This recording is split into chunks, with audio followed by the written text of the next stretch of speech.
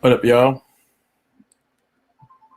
Double back around again, I guess. But earlier we was talking about how once that relationship is over and she decides to step out and she goes her separate way, the second she sees you're happy and moving on, and that new dude is not bringing her the real joy she thought she would get from him, she will double back and come back to you. And in this case right here, this is a situation we're gonna break down and talk about where again, there's all of these lines and rules they have till you leave and you go do better. Then they'll say, hey, yo, I can compromise. I can adjust. Just come back. This is why I also told you they'll use a child to blackmail you to come back in because they're now going to tell you, I need that family unit. Our child is not going to be able to function correctly without mother and father. See, you're very important when she needs you in.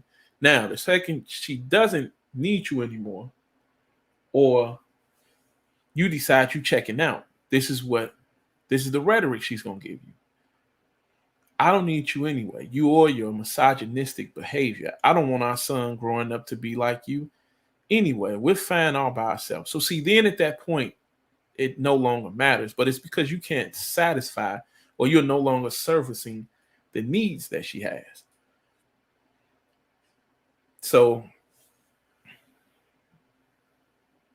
no, this story comes from a guy where he says, my ex-girlfriend is pregnant. She wants me back. He's 25. She's 22. Now, of course, you know already my stance on all of this. At 25, you shouldn't even be thinking about being in a long-term relationship with a woman. You don't know who you are just yet. And because you don't know who you are, you'll never be able to fully be present in that relationship at that point. Because at that point, you're still really, really evolving as a human being. Now, as you get older, you'll gradually evolve, but it won't be the leaps and bounds that it is early teens, mid teens, late teens, early to mid 20s, late 20s. There's a big jump from 15 years old to 30 years old in terms of the way you function and you operate. And that doesn't do a woman any good. She's ready to settle down. When she's ready to settle down, she's ready to settle down. You haven't evolved into who you are yet. So there really isn't any way. You can settle down, but the relationship at some point is going to fizzle out and it's going to die unless you're willing to not grow. Now, if you're not willing to grow, then you can basically stay the 20-year-old guy that she met. Even when you guys are 40, you'll always have to be the 20-year-old guy because that's who she fell in love with. Or you can wait till you're about 30 and you can understand already how to navigate these waters. And you can emotionally support a woman the way she needs to be supported. You'll be able to function maturely, attitude-wise also. Also, sexually, you should be in an advanced stage in your early 30s, early to mid 30s. You just don't know anything when you're 25 years old. Nothing but love conquers all. And if I love her hard enough, we can make this work. So I'm going to let you see first.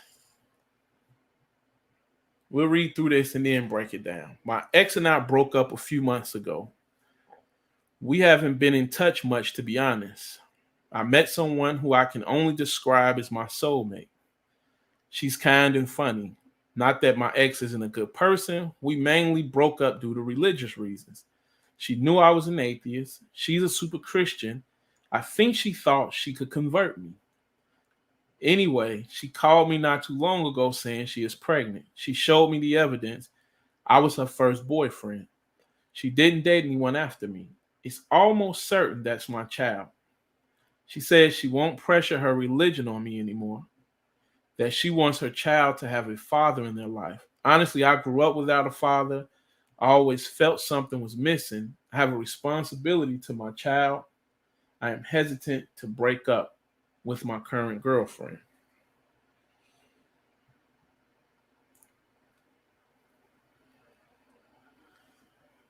Now,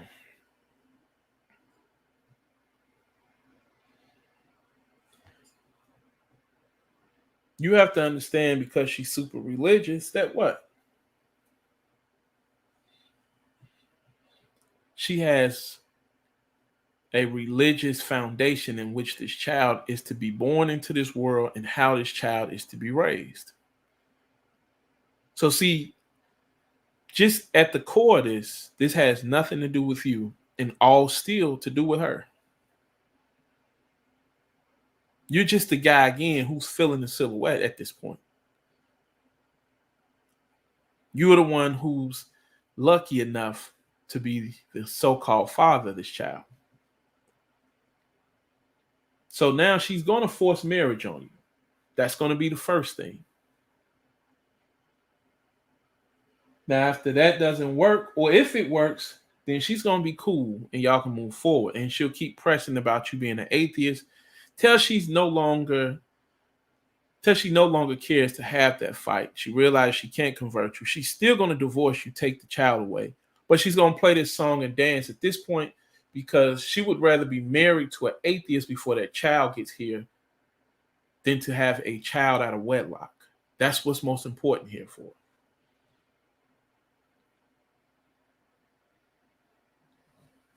So, my ex and I broke up a few months ago. We haven't been in touch much, to be honest.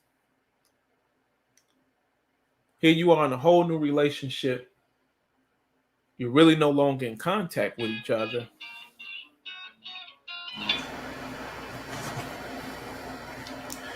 Here you are, married. I mean, you're in a whole nother relationship, no longer in contact with each other. Let me turn this ring off.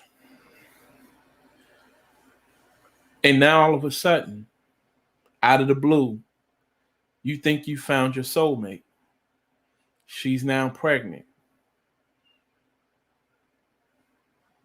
And she wants to get back with you. Now, I will tell you first, you just got out of this relationship with her. You may want to pause on this new chick. Because you've stated already you can describe her as your soulmate. This new woman is pregnant, hasn't had your baby. So that means that we're somewhere 8 months or less. You shouldn't really have been jumping from there to there. You might be what we call just a serial monogamous. You're a guy who enjoys and loves being in relationships. And there's nothing wrong with that. But again, we do need to have the conversation, like I said, of shouldn't be in a relationship anyway. Because what's going to happen is you're probably going to end up getting this new girl pregnant also. And it's going to be double trouble for you.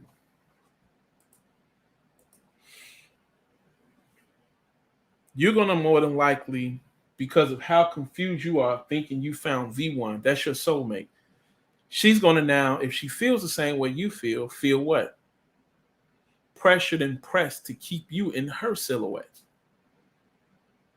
It's now the battle for the silhouette, basically. She wants you, your ex wants you in her silhouette to start a family. Your new girl wants you in her silhouette because you guys think you're soulmates. So now what's the next option for her? If she's on birth control, let me get off of this. And let's see if we can start a family, because if we can start a family and our bond is tighter, I can get him to stay here. So you end up in a situation where it's double trouble.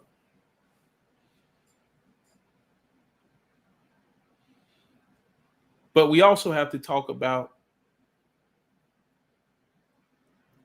why she would even call you after all of this anyway. But we'll get to that at the end. Let's just finish breaking it down. You describe this new girl as your soulmate. She's kind and funny. Not that my ex isn't a good person. So, again, you're 25 years old. Met some, basically known them for 8 months. You are also already willing to be in a relationship with somebody who you knew her religious values mattered more than anything to her, and she stayed with you anyway. You stayed with her knowing that relationship would ultimately die because you are atheist. She is as you called her, a super Christian. So you knew the relationship was going to die, but you stayed anyway. So you would have to ask yourself, why did you stay in that situation? I can't answer that for you. You're going to have to do some soul searching and figure that out. Now, you describe your new girl as your soulmate, and that's fine. But at 25, you don't really know who you are. So how do you know who she is? You're just enjoying what you like at the moment. In a few years, you'll probably be saying the same thing, that this girl isn't for me. We ain't compatible. But again, you've gotten the other girl pregnant already. Or at least she says. Now, not that my ex isn't a good person. We mainly broke up due to religious reasons. She knew I was an atheist. She's a super Christian. Now, there we go already. I keep stating this to you, how women operate. They're going to try and change who you are because that's the fun of the relationship for them. And once they change who you are, they get bored. Or once they realize you're not changing, they say, I can't be in a toxic relationship like this. This environment is not good for me. I'm out later. But it's why I always tell you, she can't stay with the so-called educated lane, the square, the nerd, because he's going to do everything she says. And eventually he gets bored.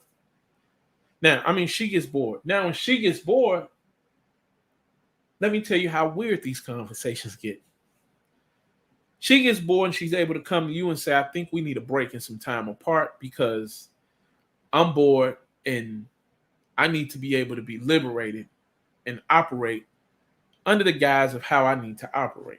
This doesn't do it for me anymore. You're supposed to accept that. Now, that same when the roles reversed, you have to understand when a man tells a woman, hey, yo, I'm bored in this relationship.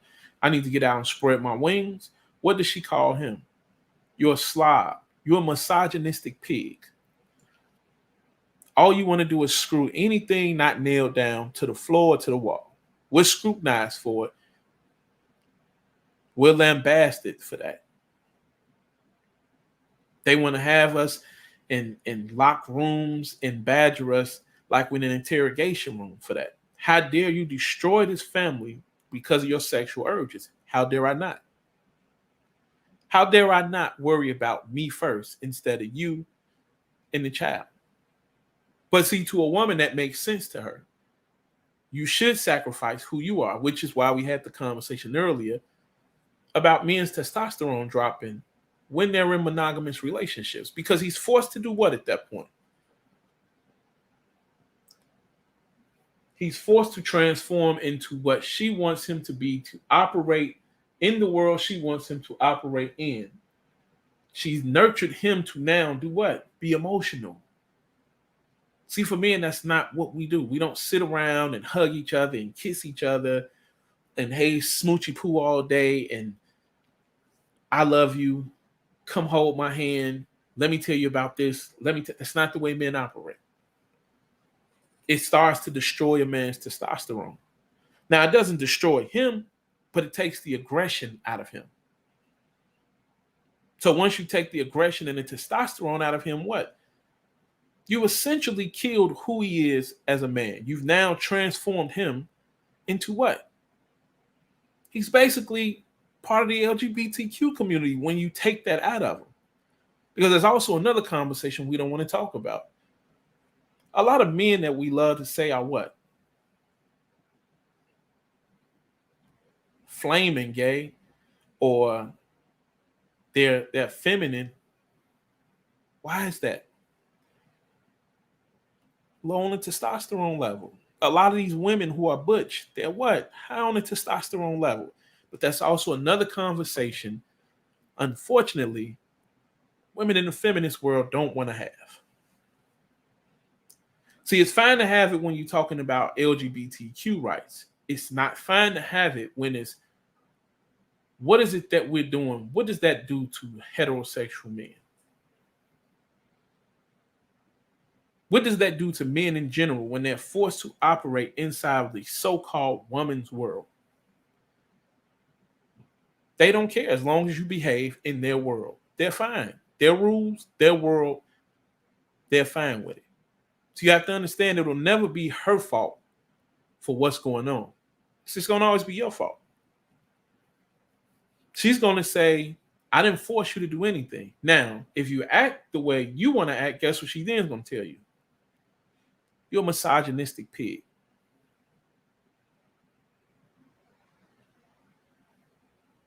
You're a part of the toxic masculinity crew. You're a pig in general. All men want is to have sex with women. All you want is to stare at a woman's body and do all of these things. That's fine. But the women come and rub on us in the gym, that's just fine, right? No harm, no foul. When I'm with my wife and I get a woman come and say, oh my God, his hands are so big. I bet you guys do a lot of things with those long arms and big hands at home. That's just fine for women. When a woman comes up to you at work and she basically is rubbing on your shoulder or putting her head on your shoulder and telling you what, you smell good. That ain't sexual harassment. That's fine because it's a woman. It's their world. See, when a woman comes up to you and does what? Hey, what size shoe you wear? And you super tall. How tall are you? Ma'am, it's understood I'm tall and my shoe size is big. What does that matter? Why are you asking me that? Oh, I want a guy with big muscles. That's fine. Now, see, they want to have conversations about body shaming, but it's never a problem when they look at guys and say, yo, I don't really date fat guys. I don't date short guys. You got to be 6 feet to be with me. Your penis size has to be this to be with me. Your bank account has to be this to be with me. See, they are allowed to have all of these choices to operate in the world that they want to operate in. And what do they tell us? If you want to be with us, you need to play by whose rules? That's right. You got to play by our rules. You have to play by the feminist rules. You need to understand if you want to be with us, you need to play by the woman's rules.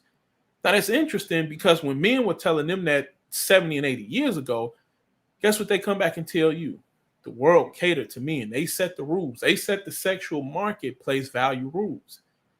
How dare they do something like that? How dare they not? How dare you do it now? Which is why I tell you guys, this ain't about equality anymore. This is all about female supremacy. This ain't about equality of opportunity. They want equality of outcome. Equality of outcome does not exist. So since we understand equality of outcome can never exist, what does that mean? That we could never solve this problem, which means we'll be doing what? Fighting in this feminist world for their issues forever, because their problems that they won't solve can never be solved. All right. I think she thought she could convert me. Once you realize that's what this was all about, if you were 30, 35, you would have understood already, hey, it's time for me to go on about my business. This situation ain't for me. This ain't going to work. But because you're 24, 25 at that point, 23, 24, 25, guess what you think you can do? You think love conquers all. We can work through this. No, when someone is super religious and they're telling you they need their husband to be a man of God also, what they're basically telling you is if you don't conform to the rules that I want you to live by, then this ain't gonna work. Now, what they're gonna do is say the rules that me and God want you to live by. That's the way them and the preacher are able to get you to basically feel bad about what you're doing. Because they're gonna tell you God told them this. Now, of course, again, like I told you, when you see the author of the Bible, it does not say God on it. Just like when they say these red words are in quotations, these are actually the words of Jesus. No, they're not. Jesus ain't write that. This is the word of the man sitting next to the man, sitting next to the man, sitting next to the man, sitting next to the man who says this is his accounts of what he heard. Could be, could not be. Who knows? But when you're dealing with somebody who's trying to convert you, you have to understand what she's telling you is your moral foundation is not more important than hers.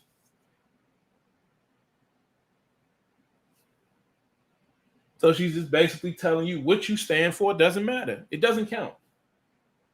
Now, you have to then look and say, what? Am I willing to now become a Christian?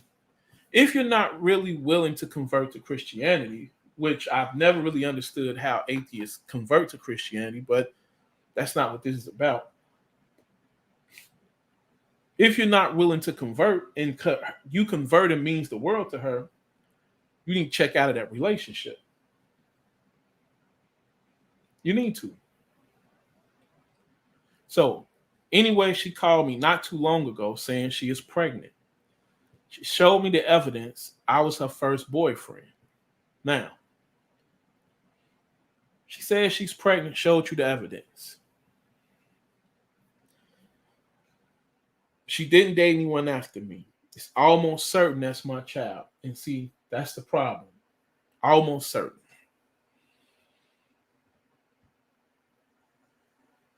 Almost certain that it's her child. That is your child. You were her first boyfriend. At least that's what she told you. See, again, unless you know where the bodies are buried, all you can go by is what a woman tells you. She tells you only had sex with one partner. How can you prove whether she did or she didn't?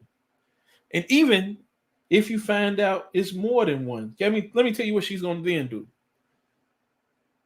If she's had sex with 10 men, or 10 men say they had sex with her, what she's going to say is, I only had sex with 4 of those guys. Those other 6 are lying on me to make themselves look good. Now, because you want to be with her, again, like I said, you either take her word or their word. If you're going to be with her, you're usually going to have to take her word for it. That doesn't mean, again, that she's actually even telling you the truth, but you're going to have to take her word for it. So, she didn't date anyone after me. You don't know that either. What you're assuming is this 22-year-old girl is what you think she is. What you're making the assumption of,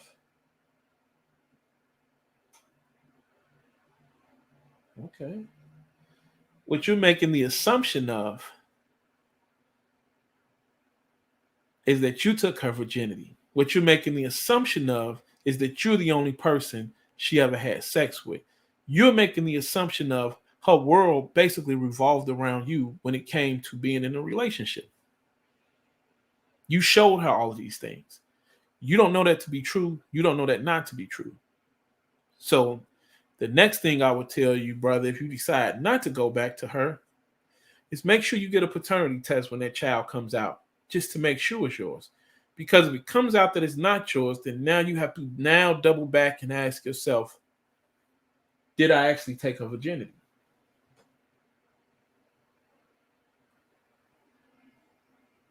Now you have to double back and ask, was she promiscuous in our relationship?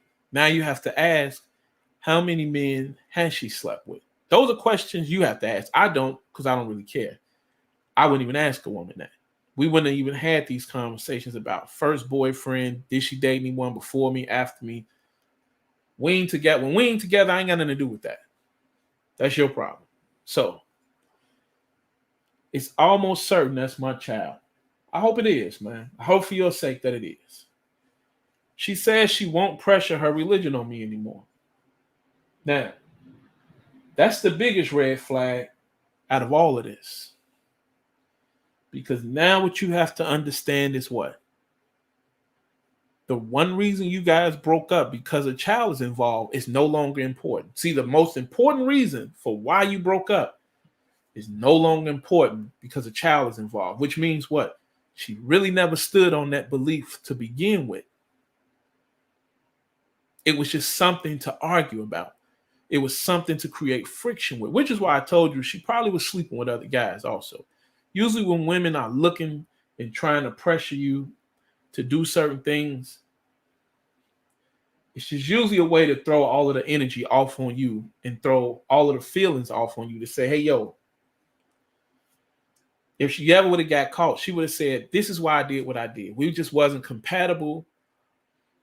And this person I'm with now is a Christian. And this is that. That's why I did this. Usually when women create fights, they're creating fights to just set up the alibi, the reasoning, the cover for them for why they did what they did.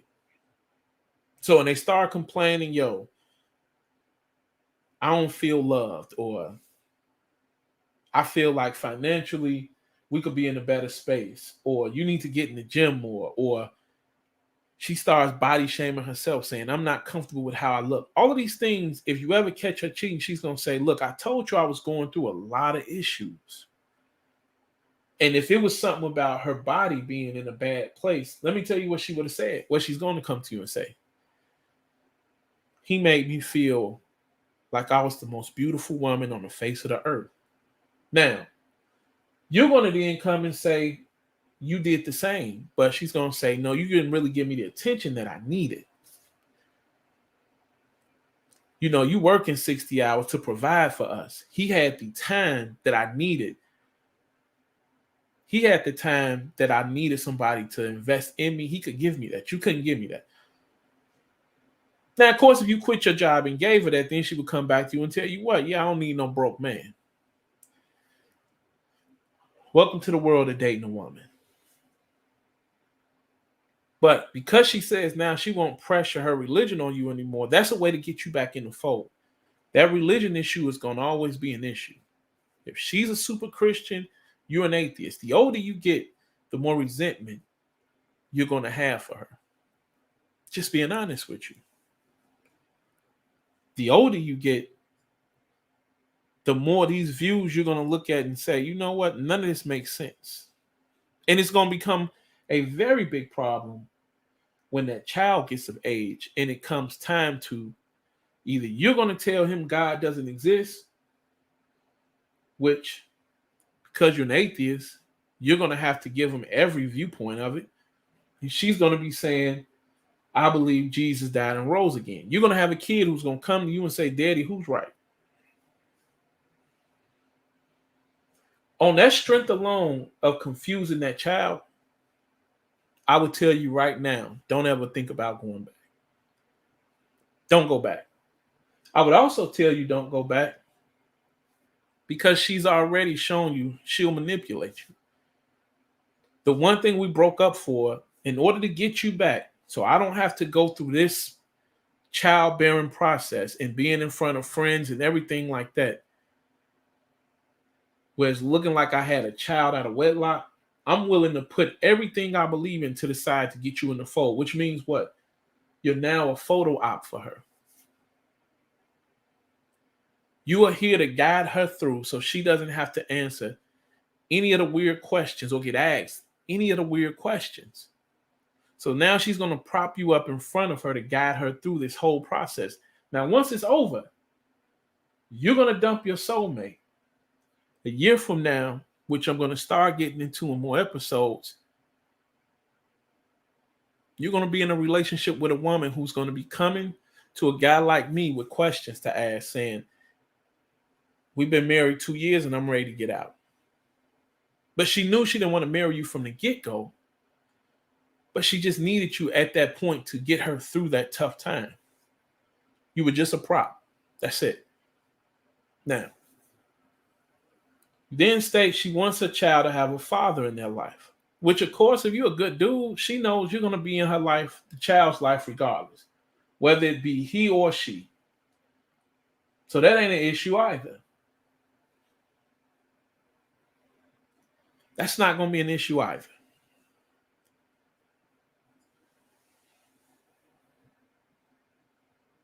But that also states what?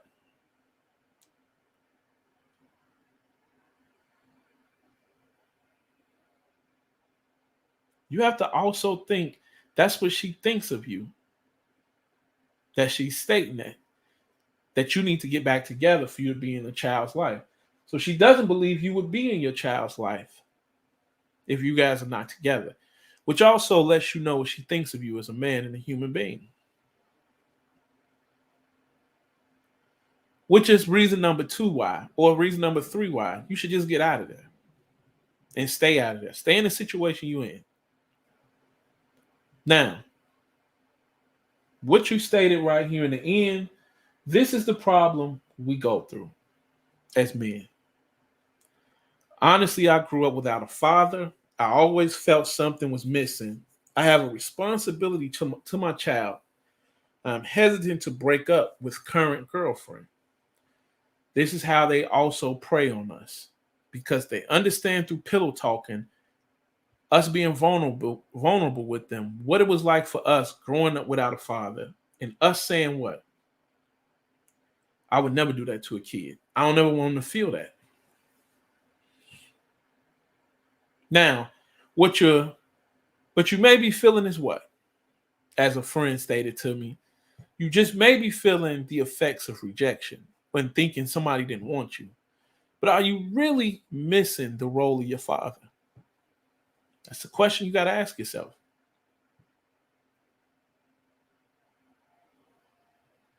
Because there are grown men now who as boys had fathers who was beating the living shit out of them on a regular basis. Addicted to drugs. So that doesn't mean just because your father was there, you know that was a good role model either. And because your father was there, that also could have done more damage, more harm than it did good.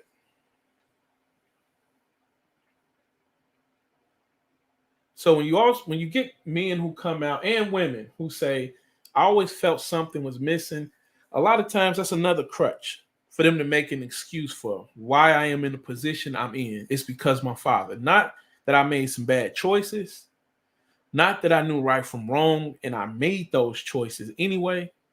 I need somebody to blame for why I am what I am. Because you don't know if your father was there, your life could be worse. We'll never have any way of knowing that. But because you always can hang your hat on he wasn't there, you always have something to blame. That's you not being accountable for your actions, basically.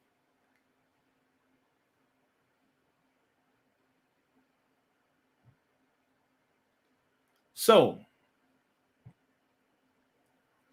I have a responsibility to my child, which you do, and I agree with that. I am hesitant to break up with current girlfriend. Now, as we close this out, I'm going to tell you this, my man.